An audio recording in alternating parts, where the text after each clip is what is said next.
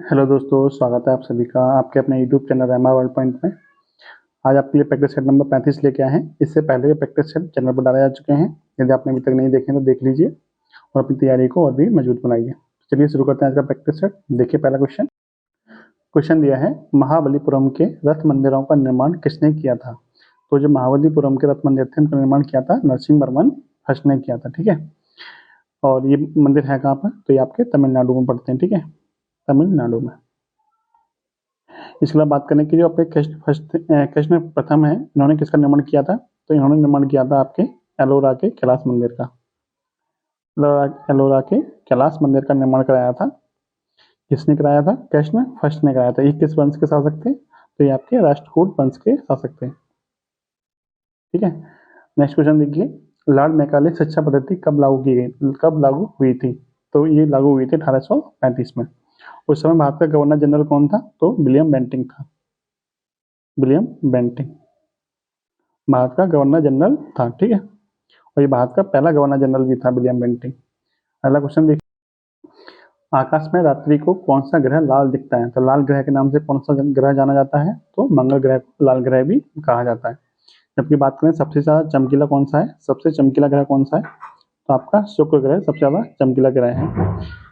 इसके अलावा बात करें, यदि आपसे पूछा जाए कि शनि जो ग्रह है वो क्या है, इसके सबसे ज्यादा उपग्रह हैं, सबसे ज्यादा उपग्रह किस ग्रह के हैं? तो सबसे ज्यादा उपग्रह वो आपके शनि ग्रह के ही हैं। यदि बात करें कि बुध और शुक्र के कितने उपग्रह हैं, तो बुध और शुक्र दो ऐसे ग्रह हैं जिनके एक भी उपग्रह नहीं है, यानी दोनों के शून्य शून्य उपग्रह हैं। ठीक है, नेक्स्ट क्वेश्चन देखते हैं, स्वतंत्र भारत के पहले मंत्रिमंडल में रक्षा मंत्री कौन थे? तो इस क्वेश्चन का आंसर आप कमेंट बॉक्स में बता दीजिए, इस क्वेश्चन का आंसर, क्योंकि ये सारे क्वेश्चन मैंने आपको कराए हुए हैं। नेक्स्ट क्वेश्चन देखते हैं, आशा का विस्तारित रूप क्या है? तो आशा का विस्तारित रूप होता है एक्रीडेटेड सोशल हेल्थ एक्टिविस्ट। ठीक है, ये होता है आशा का विस्तारित रूप। ठीक है, अगला क्वेश्चन देखिए, क्रिकेट, हॉकी तथा फुटबॉल में प्रत्येक टीम में कितने खिलाड़ियों से बनती है? यानी क्रिकेट, हॉकी और फुटबॉल में कितने खिलाड़ी होते हैं? तो प्रत्येक टीम में कितने खिलाड़ी होते हैं? तो 11 खिलाड़ी होते हैं प्रत्येक टीम में। ऑस्कर अवार्ड जीतने वाली प्रथम भारतीय कौन थे? तो ऑस्कर अवार्ड जीतने वाले प्रथम भारतीय थे भानु अथैया। ऑस्कर अवार्ड कब से दिए जाते हैं? तो 1929 से दिए जाते हैं ऑस्कर अवार्ड। और भानु अथैया को अवार्ड कब मिला था? ये 1983 में भानु अथैया को अवार्ड मिला था। किस फिल्म के लिए मिला था? तो इनको गांधी फिल्म के लिए मिला था। गांधी फिल्म में कॉस्ट्यूम डिजाइन करने के लिए इनको ये पुरस्कार मिला था। ठीक है, ये पहले भारतीय हैं जिनको ये पुरस्कार मिला था। नेक्स्ट क्वेश्चन देखिए, चक्र किसका घोतक है? जो आपके भारतीय जो राष्ट्रीय ध्वज है, जो तिरंगा है, उसमें जो चक्र बना हुआ है वो किसका घोतक है? तो वो आपका, देखिए इस तरह से तिरंगा बना हुआ है ना, इसमें जो चक्र बना हुआ है वो किसका घोतक है, यानी वो किसको शो करता है? तो आपको उन्नति को शो करता है। किसको शो करता है? तो उन्नति को शो करता है। इसमें 3 रंग है, ये आपका सैफरॉन है, ये व्हाइट है, फिर ये ग्रीन है। ठीक है, तो ये चक्र किस रंग का है? तो ये नेवी ब्लू रंग का चक्र है। इस चक्र में कितनी तीलियां हैं? तो इस चक्र में तीलियां हैं वो आपकी 24 तीलियां हैं, जो कि 24 घंटे को दर्शाती हैं। ठीक है, समय के 24 घंटे को दर्शाती हैं। यदि बात की जाए कि जो तिरंगा है अपना, वो उसमें लंबाई चौड़ाई का अनुपात कितना है? तो लंबाई और चौड़ाई का अनुपात है 3:2। ठीक है, लंबाई चौड़ाई का अनुपात कितना है? 3:2। और ये कब अपनाया गया था? तो ये 22 जुलाई 1947 को अपनाया गया था। देख लीजिए, 22 जुलाई 1947 को ये राष्ट्रीय ध्वज अपनाया गया था। ये सारे क्वेश्चन इंपॉर्टेंट है, ध्यान रखिए। पहला क्वेश्चन देखते हैं, डिफेंस सर्विस कॉलेज कहाँ स्थित है? तो डिफेंस सर्विस कॉलेज स्थित है आपके बिलिंगटन में। बिलिंगटन कहाँ पड़ता है? आपका तमिलनाडु में। अगला क्वेश्चन है, यूरोप महाद्वीप के स्थल अवरुद्ध देश कौन से हैं? लैंड लॉक्ड कंट्री कौन से हैं? तो हंगरी एवं चेक गणराज्य, स्लोवाकिया एवं ऑस्ट्रिया, स्विट्जरलैंड एवं वेटिकन सिटी। तो ये सारे शहर क्या हैं? आपके लैंड लॉक्ड कंट्री हैं। जबकि ये वेटिकन सिटी ये क्या है? दुनिया का सबसे छोटा देश है। दुनिया का सबसे छोटा देश कौन सा है? तो वेटिकन सिटी है। क्लियर? अगला क्वेश्चन देखिए, टैंक का आविष्कार किसने किया था? तो टैंक का आविष्कार किया था सर अर्नेस्ट व्हीटन ने टैंक का आविष्कार किया था। यदि आपसे पूछा जाए कि भारत में जो एंटी टैंक मिसाइल कौन सी है, यानी टैंक को ध्वस्त करने वाली मिसाइल कौन सी है, तो उसका नाम क्या है? उसका नाम है नाग। नाग जो मिसाइल है भारत की, वो कैसी मिसाइल है? तो एंटी टैंक मिसाइल है। ध्यान रखिए। ठीक है, इसका ही हेलीकॉप्टर वर्जन क्या है? इसका ही हेलीकॉप्टर वर्जन जो है उसका नाम क्या है? उसका नाम है हेलिना।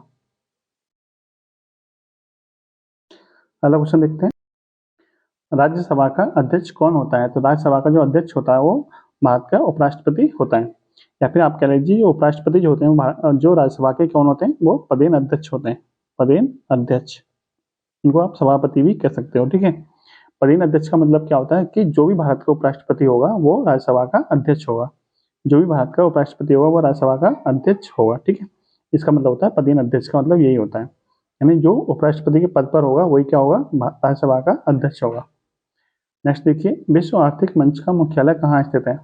तो विश्व आर्थिक मंच का जो मुख्यालय वो कहाँ है? जेनेवा में है।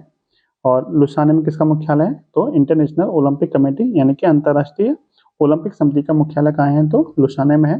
और जकार्ता में किसका मुख्यालय है? तो आसियान का मुख्यालय कहाँ पर है? तो जकार्ता में आसियान का मुख्यालय है। अगला क्वेश्चन देखिए, यक्षगान किस राज्य का प्रमुख लोक नृत्य है? तो यक्षगान किस राज्य का है? तो कर्नाटक का लोक नृत्य है यक्षगान। यक्षगान के अलावा कर्नाटक में और कौन सा लोक नृत्य है? तो कम्बाला। कम्बाला भी आपका कहाँ का है? तो कम्बाला आपका कर्नाटक का है। इसके अलावा बात करें कि उगादी, एक त्योहार पड़ता है उगादी। उगादी ये कहाँ का है? ये भी आपका कर्नाटक है। इसके अलावा बात करें झारखंड में कौन सा है? तो झारखंड में आपका झूमर है। झूमर कहाँ का लोक नृत्य है? तो झारखंड का है। जबकि बात करें घूमर, घूमर कहाँ का होता है? तो राजस्थान का है। जबकि झूमर कहाँ का है? झूमर आपका झारखंड का है। इसके अलावा पाइका पड़ता है एक, पाइका, पाइका, ठीक है। पाइका कहाँ का? पाइका भी आपका झारखंड का है। बात करें छत्तीसगढ़ की, छत्तीसगढ़ में आपके दो लोक नृत्य फेमस हैं, कौन कौन से? एक तो है आपका राउत और एक है आपका पंडवानी, ठीक है। पंडवानी लोक नृत्य छत्तीसगढ़ का जो फेमस है। इसकी जो प्रसिद्ध कलाकार है पंडवानी, वो कौन है? वो आपकी तीजन बाई है, तीजन बाई। इसके अलावा बात करें मेघालय की, तो मेघालय में एक लोक नृत्य फेमस है, वो कौन सा है? वो आपका लाहो करके है। लाहो लोक नृत्य आपका मेघालय में फेमस है, ठीक है।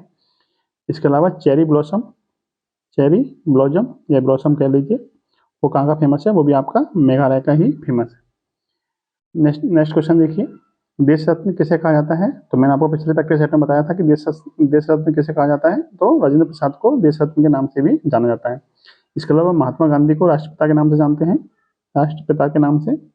जबकि जवाहरलाल नेहरू को चाचा नेहरू के नाम से भी जाना जाता है। और जो भगत सिंह है उनको शहीद ए आजम के नाम से जानते हैं, शहीद ए आजम, ठीक है। नेक्स्ट क्वेश्चन देखिए, बादलों की दिशा एवं गति को मापने वाला यंत्र कहलाता है। बादलों की गति को कौन नापता है? तो नेफोस्कोप बादलों की गति को मापता है। इसके बाद बात करें रेन गेज की, तो ये वर्षा मापी यंत्र है।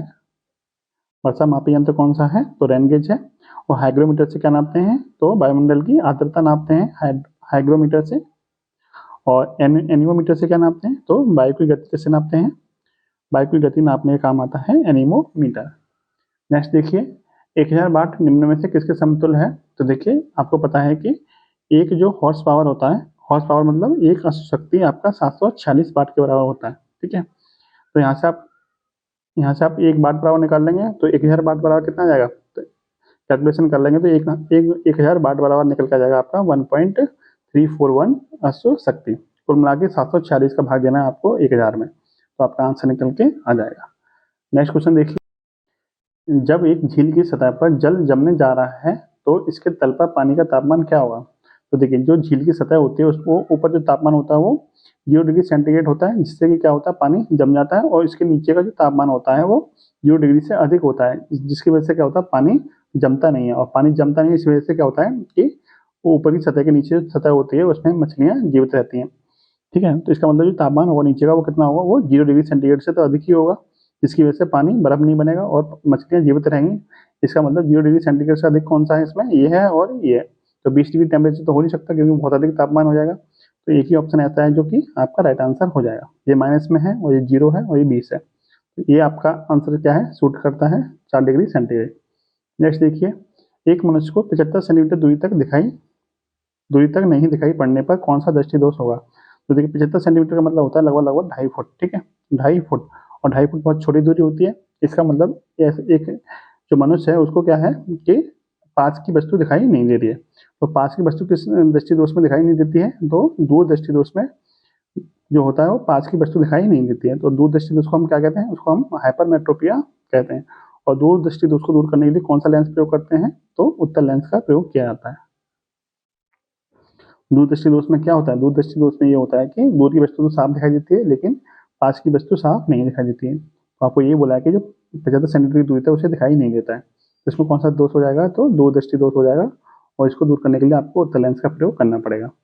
अगला क्वेश्चन देखिए, ध्वनि तरंगों के रूप में यात्रा करती हैं। जो ध्वनि होती है वो किन तरंगों के रूप में यात्रा करती हैं? तो वो आपकी अनुदैर्ध्य तरंगों के रूप में यात्रा करती हैं, और ध्वनि को चलने के लिए माध्यम की आवश्यकता होती है, यानी ये तरंगें आपकी निर्वात में नहीं चल सकती,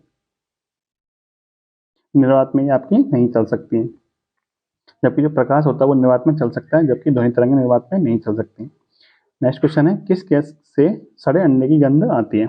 किस गैस से सड़े अंडे की गंध आती है? तो हाइड्रोजन सल्फाइड यानी कि H2S से आपके सड़े अंडे की गंध आती है। नेक्स्ट क्वेश्चन देखते हैं, बंद कमरे में चलते हुए रेफ्रिजरेटर का दरवाजा खोल दिया जाए तो कमरे के टेम्परेचर पर क्या असर पड़ेगा? तो देखिए, जब दरवाजा खोलते हैं तो आगे से तो रेफ्रिजरेटर ठंडा करेगा, लेकिन इस ठंडे को अंदर के तापमान को मेंटेन करने के लिए वो पीछे से गर्मी फेंकेगा। ठीक है, रेफ्रिजरेटर का मतलब फ्रिज से समझ लीजिए आप एक तरह से। जैसे हम फ्रिज का दरवाजा खोल देंगे तो आगे से ठंडक फेंकेगा, लेकिन जो इसके अंदर का टेम्परेचर मेंटेन करने के लिए क्या करेगा? पीछे से गर्मी फेंकेगा।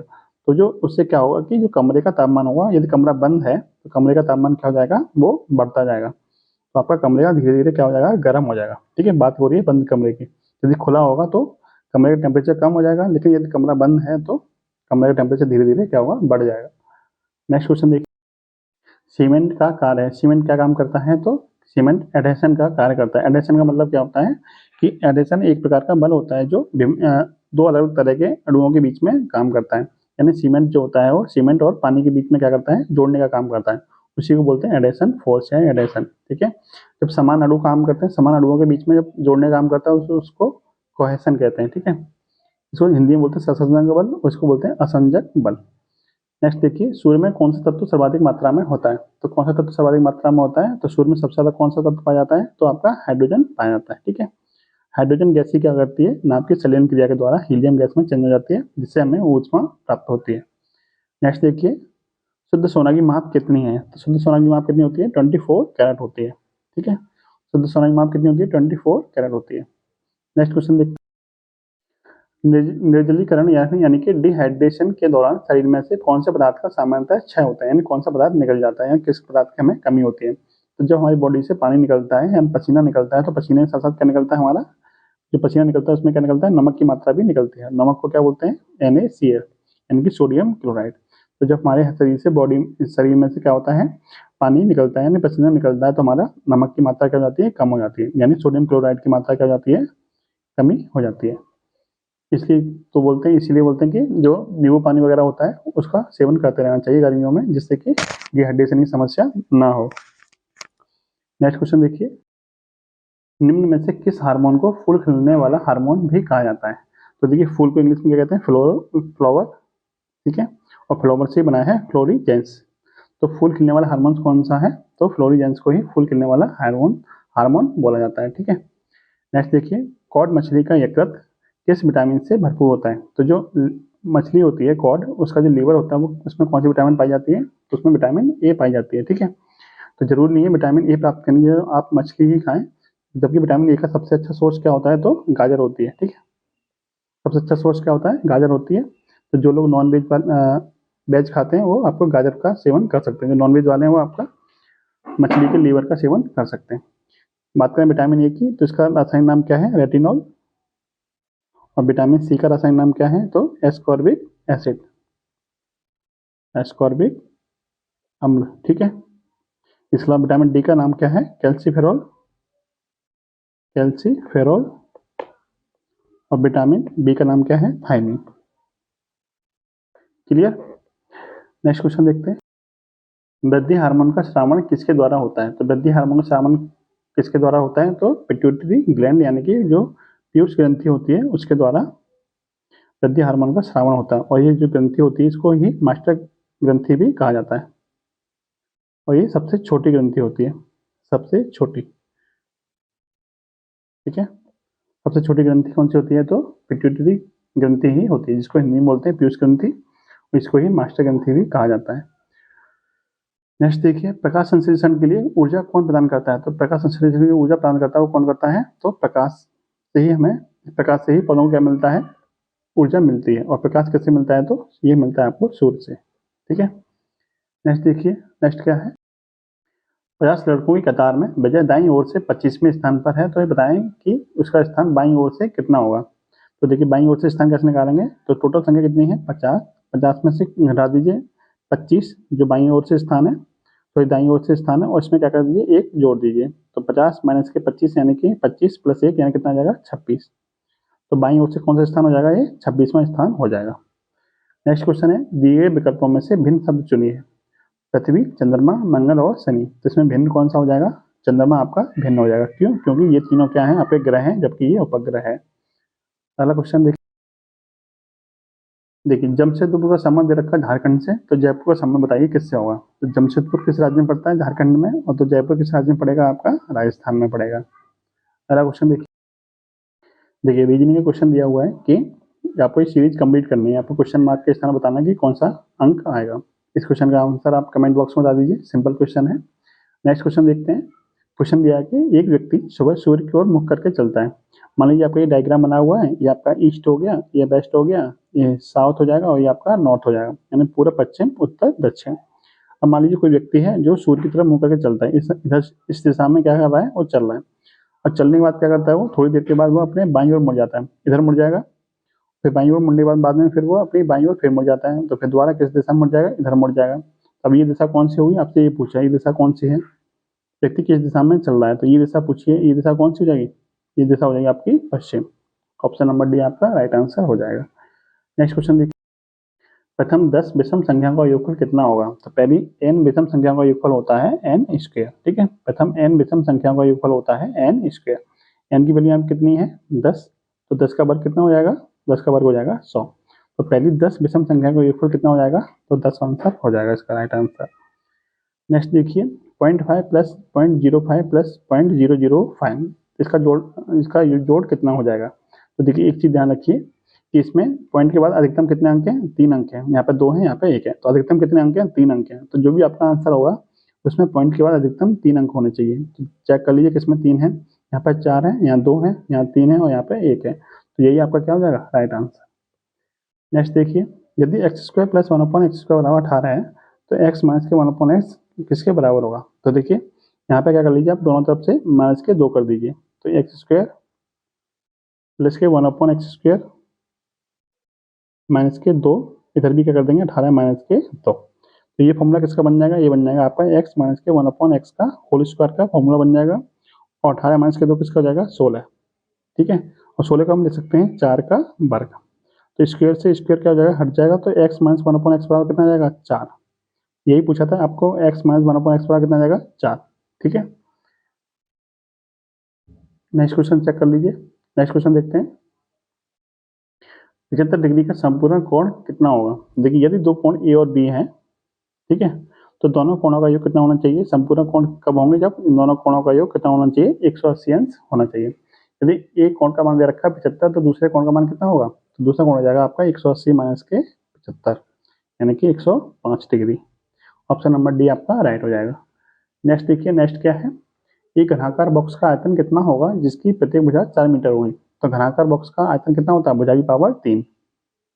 भुजा की पावर 3, भुजा 3 दे रखी है 4, 4 की पावर 3 कितना होता है? 64 घन मीटर। ठीक है, ऑप्शन नंबर डी क्या हो जाएगा आपका राइट आंसर। नेक्स्ट क्वेश्चन देखिए, यदि 1 प्लस टेन थीटा बराबर √2 हो, तो कॉट थीटा माइनस के 1 किसके बराबर होगा? तो देखिए इसको सॉल्व कर लेते हैं। देखिए यहाँ से हम टेन थीटा बराबर निकाल सकते हैं कि टेन थीटा बराबर यहाँ से हो जाएगा √2 माइनस के 1।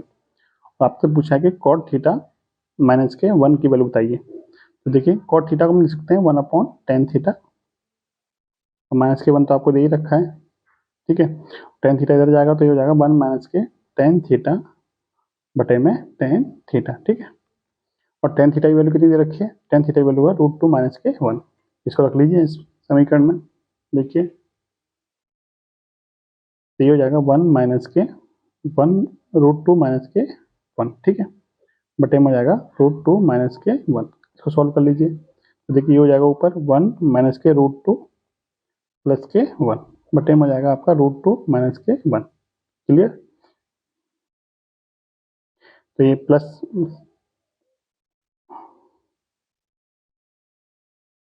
देखिए आप इसको ऐसे मत करिए, इसको थोड़ा लंबा पड़ जाएगा। मैं इसको आपको एक शॉर्ट तरीका बता देता हूँ। देखिए यहाँ से दोबारा कर लेते हैं, कोई दिक्कत नहीं है।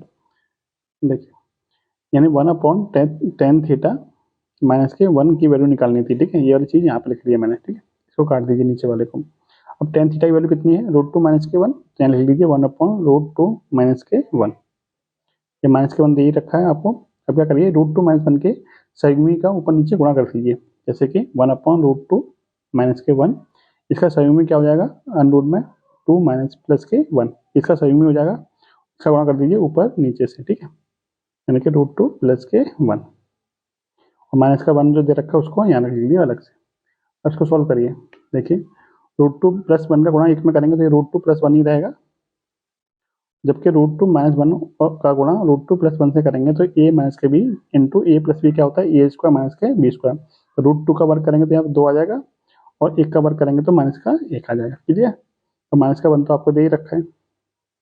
अब देखिए ऊपर बचेगा आपका √2 प्लस के 1 और नीचे बचेगा 2 माइनस के 1 यानी कि 1 और माइनस के 1, क्लियर। अब देखिए 1 का भाग इसमें देंगे तो आपका इतना का इतना 1 का भाग देने पर कोई असर नहीं पड़ेगा। तो ये हो जाएगा आपका √2 प्लस के 1 और यहाँ पे माइनस का 1 दे रखा है तो ये आपका यहाँ पे आ जाएगा। तो माइनस के 1 से प्लस का 1 खत्म, कितना बचेगा, √2 आपका बचेगा।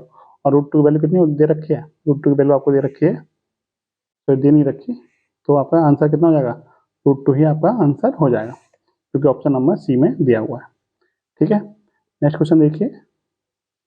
नेक्स्ट क्वेश्चन है कि 27 की पावर 18 का भाग देना है, तो 27 की पावर 18 में भाग देना है 27 की पावर 3 से, तो कितना आंसर आएगा। तो देखिए आप एक चीज ध्यान रखिए कि यदि a की पावर m में भाग देना है a की पावर n से, ठीक है, तो ये होता है a की पावर m माइनस के n। उसी प्रकार देखिए बेस समान है तो यहाँ पे बेस वही बेस आएगा, यहाँ पे बेस समान है तो यहाँ पे कितना जाएगा, 27 की पावर जब हम 18 में भाग करेंगे 27 की पावर 3 से, तो ये कितना हो जाएगा, 27 की पावर 18 माइनस के 3 यानी कि 27 की पावर 15 आपका क्या हो जाएगा, right answer. Option number B आपका राइट आंसर हो जाएगा। अगला क्वेश्चन देखिए। देखिए क्वेश्चन दिया है दो संख्याएं x और y हैं, का मासा और लासा कितना दे रखा है, 3 और 105 और x प्लस वाई दे रखा है 36, तो 1/x प्लस 1/y का मान बताइए। तो देखिए यदि मान लीजिए कोई दो संख्या दे रखे हैं x और y दे रखे हैं, तो एक फॉर्मूला होता है कि दो संख्याओं का गुणनफल बराबर, यानी संख्याओं का गुणनफल बराबर होता है लासा गुणा मासा, ठीक है, लासा गुणा मासा के, ठीक है। संख्या दे रखी है आपको x और y, तो यानी x इंटू वाई बराबर हो जाएगा, लासा कितना दे रखा है आपको 105 और मासा दे रखा है 3, यानी 3 गुणा 105, क्लियर। तो एक्स वाई की वैल्यू यहाँ से निकल के आ गई, ये 3 गुणा 105 यानी कि 315, कोई दिक्कत नहीं आती यहाँ तक। अब आपको दे रखा है एक्स प्लस वाई की वैल्यू दे रखी है आपको, एक्स प्लस वाई बराबर दे रखा है आपको 36, कोई दिक्कत नहीं। अब आपको निकालना क्या है, 1/x प्लस 1/y की वैल्यू निकालनी है। तो देखिए क्या सॉल्व करेंगे, तो देखिए 1/x प्लस 1/y की वैल्यू आपको निकालनी है, इसको सॉल्व कर लीजिए। तो देखिए बाई इधर जाएगा, एक्स इधर जाएगा, यानी कि एक्स प्लस बाई बटे में कितना जाएगा, x into by, clear. X plus by upon में एक्स बाई हो जाएगा इसको सॉल्व करने पे। और एक्स प्लस बाई की वैल्यू कितनी दे रखी है, 36 दे रखी है, और एक्स बाई की वैल्यू कितनी दे रखी है, 315। इसको सॉल्व कर लीजिए। देखिए 3 से कटेगा आपका ये 12 बार और 3 से कटेगा आपका 105 बार, और कट जाएगा ये 3 से कटेगा आपका ये 4 बार और 3 से कटेगा आपका ये 35 बार, ठीक है। 35 से 105 होते हैं, तो आपका राइट आंसर कितना हो जाएगा, 4/35, क्लियर।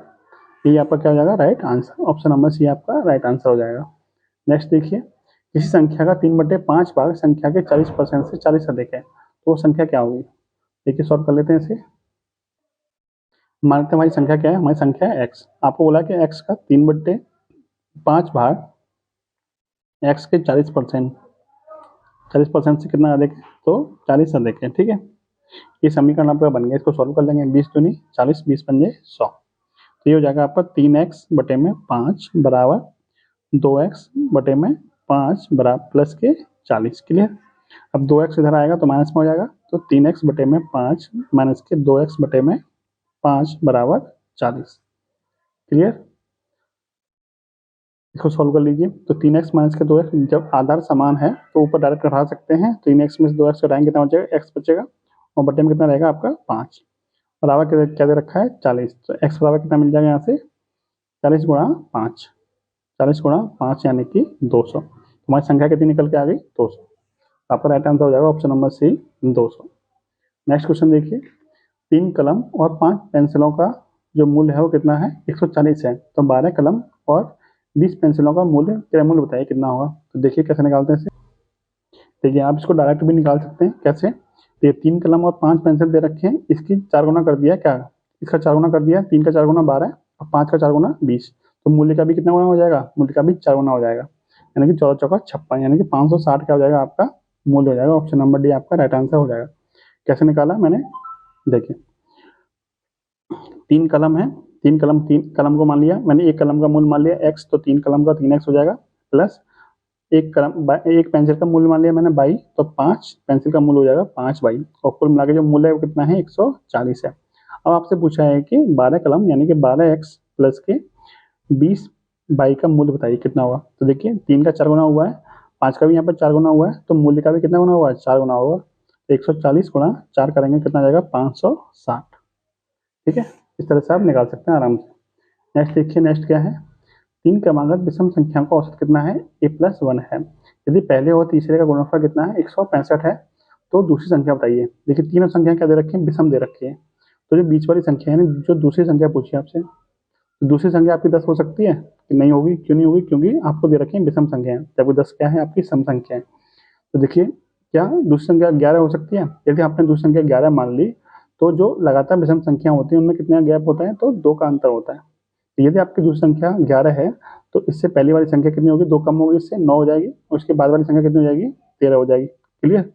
और आपसे बोला है कि पहले और तीसरे गुणनफल कितना होना चाहिए 165, तो क्या 9 गुणा 13 165 होते हैं, नहीं होते, इसका मतलब ये आंसर आपका नहीं होगा। यदि आपने दूसरी संख्या 13 मान ली, तो पहली संख्या कितनी हो जाएगी 2 कम यानी कि 11 हो जाएगी, और जो तीसरी संख्या होगी वो इससे 2 अधिक हो जाएगी यानी कि 15 हो जाएगी। तो क्या 11 गुणा 15 165 होते हैं, तो होते हैं, तो इसका मतलब जो आंसर होगा आपका वो कितना हो जाएगा ऑप्शन नंबर सी यानी कि 13 हो जाएगा। नेक्स्ट क्वेश्चन देखिए, क्वेश्चन दिया है कि यदि √2 की वैल्यू इतनी है तो 7/3 प्लस √2 का मान बताइए। तो 3 प्लस √2 का मान बताइए। तो हम क्या करेंगे, 3 प्लस √2 का √2 की संयुग्मी से ऊपर नीचे गुणा कर देंगे। ठीक है, तो इसका संयुग्मी क्या हो जाएगा 3 माइनस के √2, इससे गुणा कर दीजिए ऊपर नीचे, यानी 3 माइनस के √2। क्लियर। अब देखिए इसका गुणा 7 में करेंगे, तो देखिए इसको लिख सकते हैं हम 7 गुणा 3 माइनस के √2, नीचे क्या फॉर्मूला बन जाएगा आपका a+b इंटू a माइनस के b, यानी कि a² माइनस के b²। तो a² कितना हो जाएगा 3 का वर्ग 9 माइनस के b² यानी कि √2 का वर्ग कितना हो जाएगा 2 ही हो जाएगा। तो 9 माइनस के 2 कितना होता है 7, और इस 7 से ये वाला 7 कट जाएगा, तो ऊपर कितना बचेगा 3 माइनस के √2 बचेगा। क्लियर। और 3 माइनस के √2 की वैल्यू कितनी दे रखी है 1.4142, ये वैल्यू दे रखी है। तो 3 में से जब हम 1.42 घटाएंगे 4142 घटाएंगे तो कितना आंसर आएगा, तो देखिए आपका आंसर कितना हो जाएगा, तो आपका आंसर हो जाएगा 1.5858, ये आपका आंसर निकल के आ जाएगा, क्योंकि ऑप्शन नंबर आपके ये में दिया हुआ है, यानी कि ऑप्शन नंबर ये आपका राइट आंसर हो जाएगा। नेक्स्ट क्वेश्चन देखिए, चक्रवृद्धि ब्याज पर दिया गया कोई धन 2 वर्ष में 5618 और 3 वर्ष में कितना हो जाता है 5955.08 हो जाता है, तो ब्याज की दर बताइए। देखिए क्या सॉल्व करेंगे। देखिए जब आपको 2 लगातार वर्षों के मिश्रण दे रखे हों तब आपको कौन सा फॉर्मूला लगाना है, तो दर बराबर क्या निकालना है, दर बराबर होता है दोनों मिश्रणों का अंतर, यानी कि दोनों मिश्रणों का अंतर बटे में पहला मिश्रधन गुणा में आपका 100। इस फॉर्मूले को लगा दीजिए आप, आपको दर निकल के आ जाएगी। जैसे दोनों मिश्रणों का अंतर कितना हो जाएगा, इन दोनों को माइनस करके बता दीजिए कितना आंसर आएगा। देखिए इसका अंतर कितना आ जाएगा, आप घटा के देख लीजिए यहाँ पे कोने में 5955.08 में से आपको हटाना है 5618.00। इसको हटाएंगे कितना आंसर आएगा आपका 8 का 8 0 का 0, और ये 7 यहाँ बचेगा आपका 4 में से गएंगे 3 बचेगा, और 9 में से 6 आएंगे तो 3, यानी कि 337.08 आपका अंतर आ जाएगा। तो इसको रख लीजिए यहाँ पे, तो ये हो जाएगा आपका 337.08 बटे में पहला मिश्रण कितना है, तो 5618 है, गुणा कर देंगे 100 का, तो ये हो जाएगा आपका 33 708, जब 100 का गुणा कर देंगे तो ये पॉइंट हट जाएगा आपका यहाँ से, ये 2.0 से ये पॉइंट हट जाएगा, ठीक है।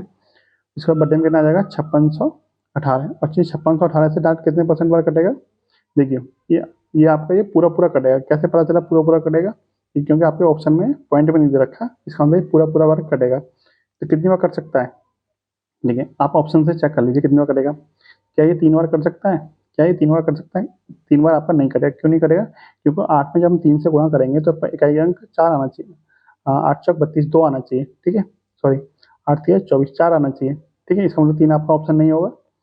जब हम 4 से गुणा करेंगे 8 में, 8 चौक 32 2 आना चाहिए, तो आपका ये भी आंसर नहीं होगा।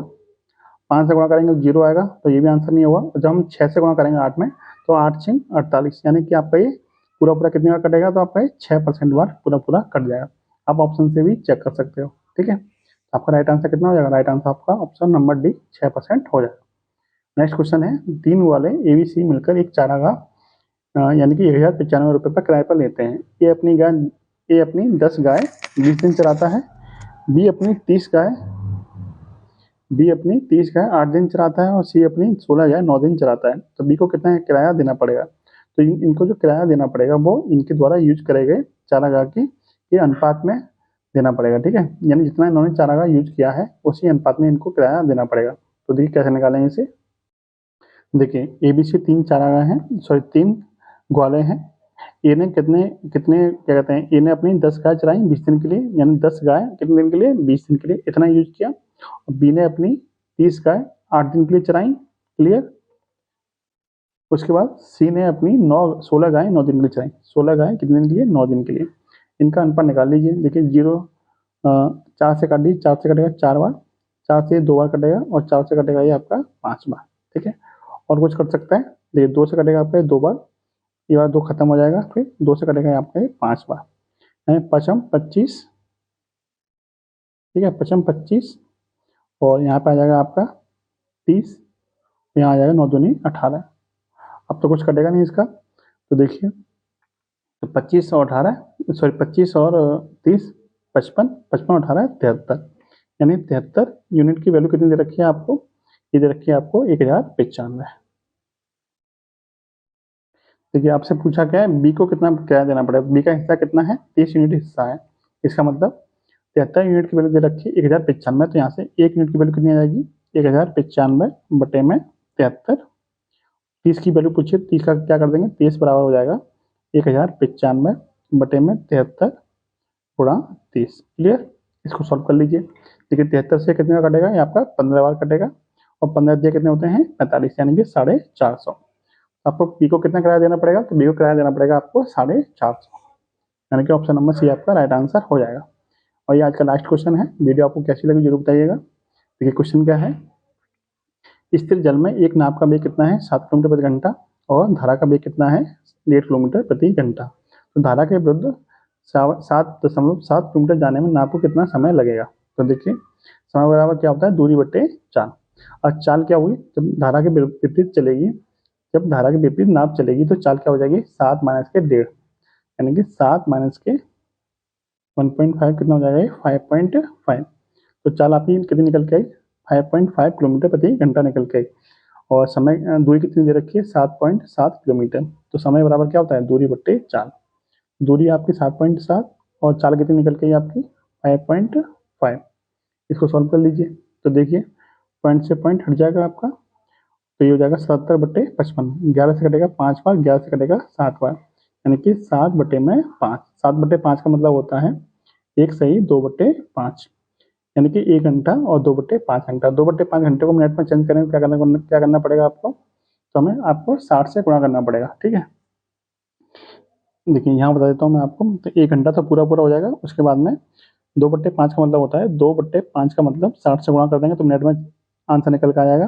5 से कटेगा 12 बार, और 12 दूनी 24, यानी कि 1 घंटा और 24 मिनट का आपको समय लगेगा, ठीक है। 1 घंटा 24 मिनट, ऑप्शन नंबर सी क्या हो जाएगा आपका राइट आंसर। तो ये था आज का प्रैक्टिस सेट। वीडियो आपको कैसी लगी जरूर बताइएगा। जय हिंद जय भारत।